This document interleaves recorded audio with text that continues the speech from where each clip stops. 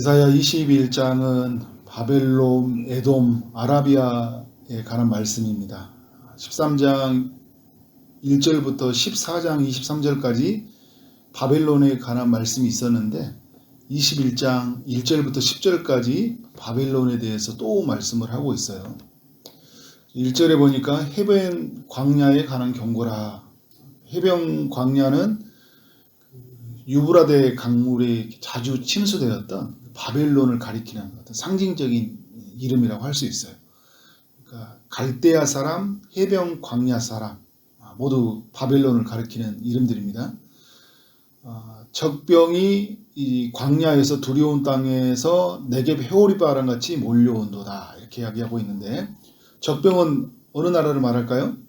2절에 나온 메대라는 나라이고, 이사야에서는 등장하지 않지만 150년 뒤 역사의 전면에 나오는 바사라라는 나라가 될 수 있죠. 그러니까 메대와 바사를 의미하는 거예요. 그들이 이 해오리 바람같이 넘어온다.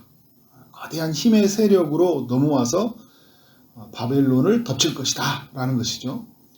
바벨론은 속이는 자들이었고 약탈하는 자들이에요. 이런 그들이 어떻게 됐느냐, 2절에 보니까 속이는 자가 속이고 약탈하는 자가 약탈하도다. 그러니까 바벨론이 도리어 속임을 당하게 되고 약탈을 당하게 된다는 거예요. 그러니까 내가 누군가를 속이면 또 속이는 사람을 만나서요, 내가 고통을 당하는 거예요. 죄로 심어진 것은 죄로 또 열매를 거둬두게 되는 것이 또 이 땅의 원리인데, 하나님은 그러한 것으로 바벨론을 멸망시키겠다 이렇게 말씀을 하고 있습니다. 이사야는 바벨론의 심판의 소식을 듣고 큰 고통을 느껴요. 3절에 보니까 해산이 임박한 여인이 고통 같은 고통이 자신에게 엄습해 왔다고 해요.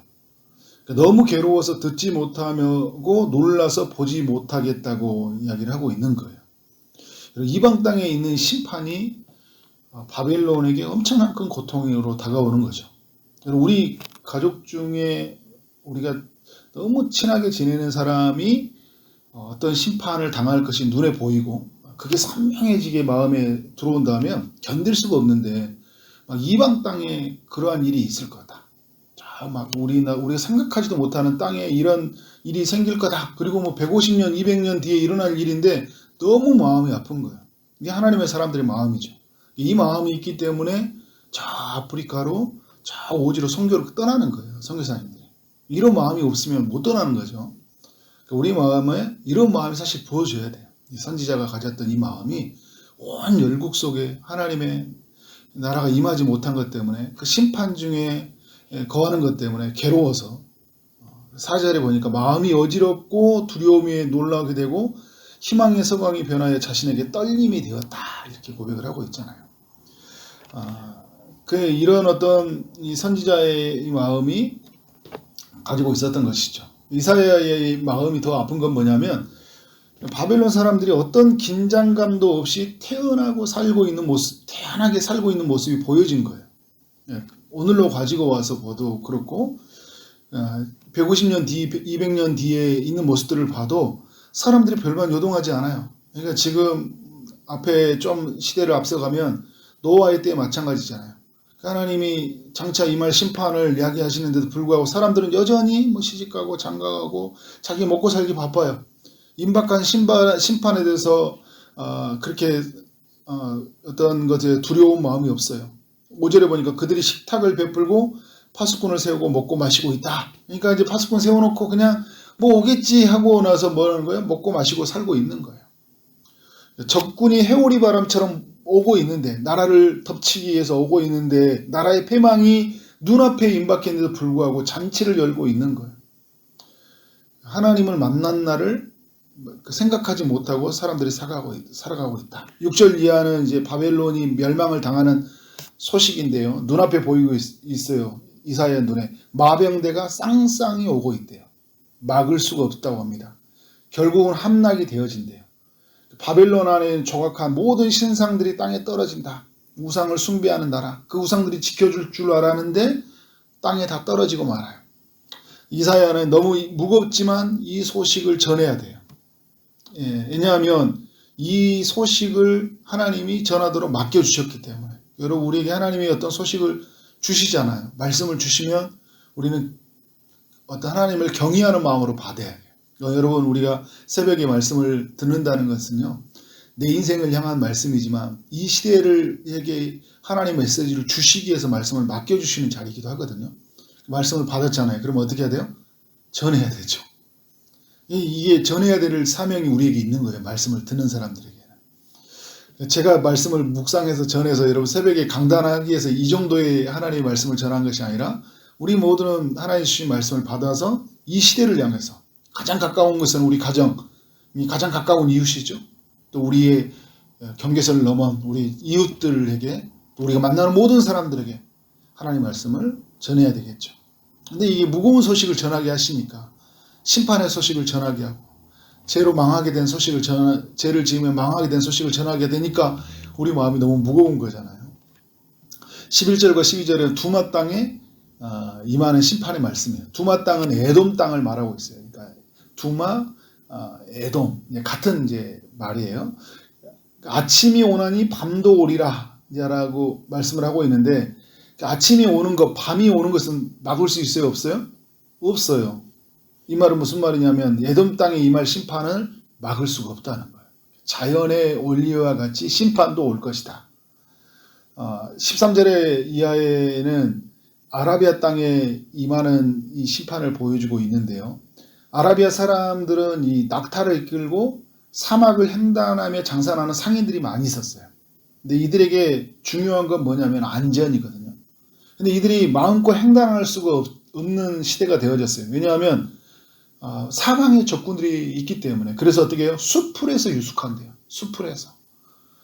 두려워서. 여러분 사막에 또 수풀이 어디 있어요? 그죠? 그 수풀을 찾으려고 얼마나 막 여기저기 막 돌아다닐 거 아니에요. 여러분 전쟁의 모습이죠.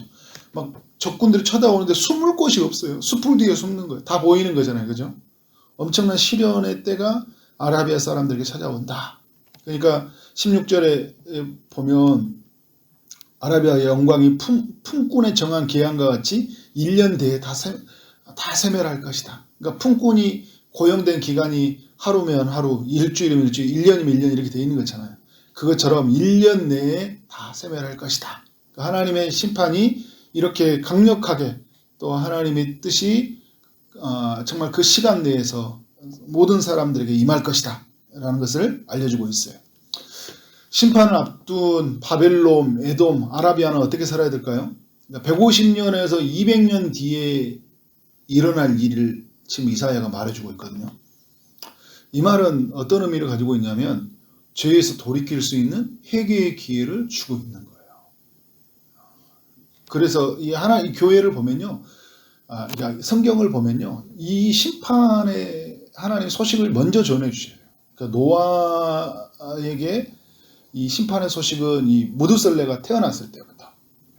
무두셀라는 이름이 그가 죽으면 이 세상에 심판이 임할 것이다. 이야기하잖아요. 그래서 그가 죽으면서 누가 어디에 있어요? 그 노아의 때 하나님의 심판을 만나게 되잖아요.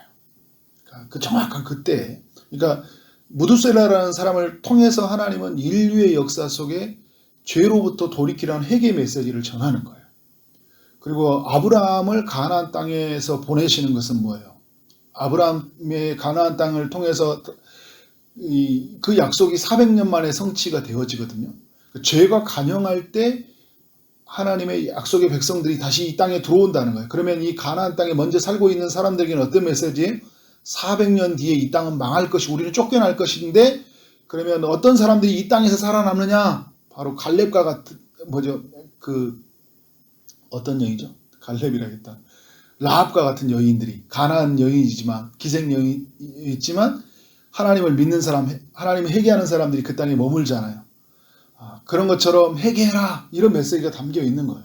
자, 여러분 예수님이 오시는 날을 그날이 언제인지 모르지만 도적같이 온다고 그랬어요. 오늘 아침이 오고 저녁이 오는 것처럼 주님이 오잖아요. 그죠? 도적이 온다는 것은 말해주지 않고 온다는 거예요. 그런데 온다는 거예요. 온다는 것인데 주님이 오시는 날을 우리에게 알려주시는 건 뭐예요? 사람들에게 회개할 기회를 주신다는 거예요. 그럼 오늘 우리 하나님의 사람들은 어떻게 살아야 되냐? 장차 마지막 하나님 임할 그 심판을 우리가 바라보면서 오늘로 이사야가 200년 뒤에 150년 뒤를 오늘로 가지고 와서 두려움으로 떨림으로 섰듯이 오늘 우리 주변에 있는 많은 사람들에게 임할 심판을 바라보고 어떻게 되고 오늘로 가지고 그 심판을 알리는 역할을 해야 되죠. 제가 예전에 한 집사님이 생각났어요.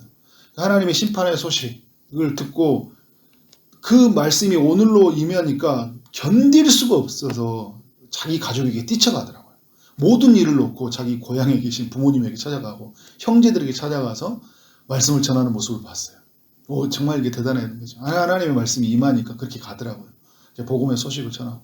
여러분, 이것이 오늘 우리의 사랑하는 가족 중에 우리 이웃 중에 있는 사람들이 그 임박할 종말이 보이면 하나님 예수님은 언제 오실지 모르는 날은 그날에 하나님 공의로 물어오실 텐데 그 영원한 지옥이 그 심판을 맡게 될 텐데 그것을 내가 아주 긴박한 마음이 든다면 어떻게 될까요? 전하지 않고는 견딜 수 없는 거예요. 하나님 말씀을 내게 맡겨주셨기 때문에 어떻게 한 거예요? 그 말씀을 전하는 거예요. 주님에게 돌아와요.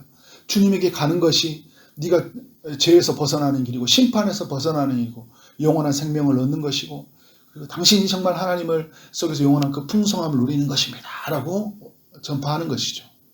저는 우리 하나님의 백성들이 이런 마음으로 서기를 원합니다. 그래서 정말 하나님이 주신 이 말씀을 맡겨진 말씀을 우리 필요한 많은 사람들에게 우연이 없잖아요.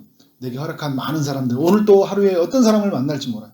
그 사람들에게 하나님의 이 생명의 소식을 알리는 여러분 되어지기를 주님의 이름으로 축원합니다. 아멘.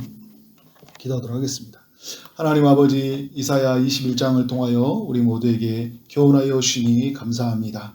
하나님 바벨론의 임할 심판 또 두마 아라비아에게 임하는 그 심판을 오늘로 가지고 와서 정말 두렵고 떨림으로 안타까움으로 정말 하나님 앞에 나아갔던 이사야처럼 오늘 우리 모두가 그런 마음으로 서기를 원합니다. 주님, 이 땅에 있는 영혼들에게 하나님의 말씀을 전할 수 있는 그런 마음의 소원들을 허락하여 주시고 그런 간절함들을 우리 모두에게 허락하여 주옵소서. 전하지 않고는 견딜 수 없는 하나님의 마음을 부어 주시옵소서. 주님, 장차 임하는 심판 그 모든 것을 벗어나기 위해서 우리 주 예수 그리스도를 보내주셨사오니 하나님 예수 그리스도를 믿고 저들이 정말 장차 임하는 심판의 때 구원 얻는 기쁨을 누릴 수 있도록 역사하여 주옵소서.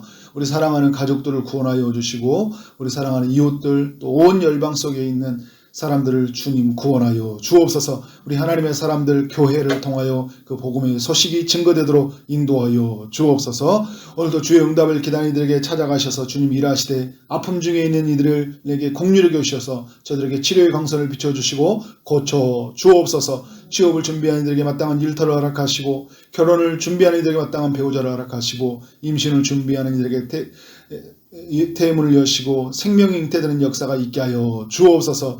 주님 오늘도 하루에 만나는 모든 사람들에게 주님의 사랑이 흘러가길 원합니다. 주어진 일 최선을 다해 일하게 하심으로 말미암아 우리 하나님께 영광이 우리 모두에게는 큰 기쁨이 되는 하루 되게 하여 주옵소서. 예수 그리스도 이름으로 기도를 쌓옵나이다. 아멘.